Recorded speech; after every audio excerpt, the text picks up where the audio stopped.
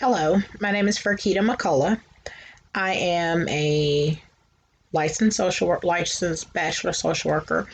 I've been a social worker probably for about 19 years now. I have worked in child welfare. I've worked in hospice. I've worked as a case manager. Um, my expectations for this class is to learn as much as possible about social work policy, and the expectations that goes along with that.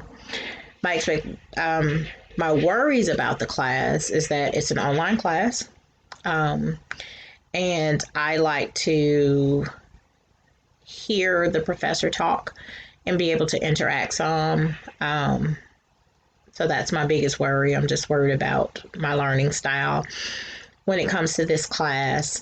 My self care methods are to take a nap, go to sleep, just try to rest, take time for myself, listen to music, and snack, which is not necessarily a good thing, but hey, I like to snack. So that's me.